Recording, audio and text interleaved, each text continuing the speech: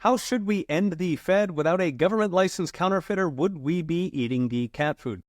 There's an entire industry dedicated to pumping out fear, uncertainty, and doubt of the post-apocalyptic dystopia that would descend upon the fair republic if we cancel the Fed's counterfeiting license. So what would actually happen?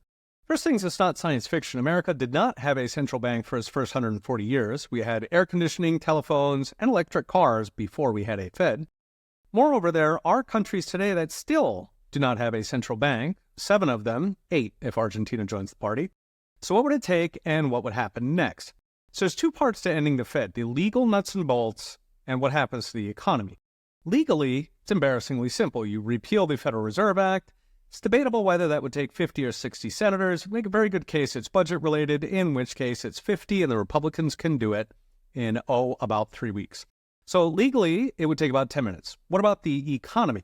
So 3 main functions of a central bank are bailing out banks, policing fraud, and manipulating interest rates to make money artificially cheap, above all for the government.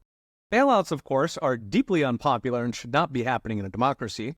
Policing fraud, they singularly fail at. So Silicon Valley Bank literally had a Fed official on their board, while Sam Bankman-Fried was having coffee with regulators while Bitcoiners were exposing his fraud. As for manipulating interest rates, it's wholesale swindle, robbing the poor, paying the rich.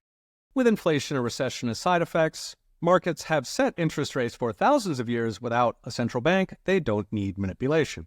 So ideally, you would toss all 3. The only one you would need to be careful about on timing is the bailouts, because our financial system is structurally bankrupt, specifically because it expects bailouts.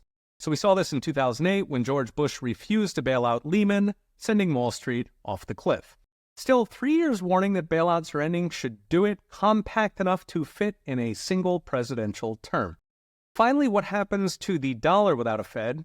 Well, you can do it 2 ways. So you keep paper dollars as a kind of in-game token for the American economy, either printing them at Treasury, in which case they replace taxes, or not printing them, leading to deflation as the economy grows, while the money does not. This helps the poor, but it also makes debts bigger.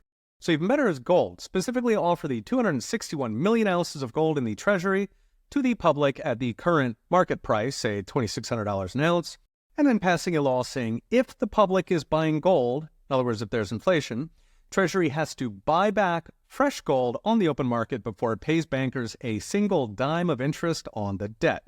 This effectively turns Wall Street into human shields, because if the Fed spend too much creating inflation, the bankers don't get paid.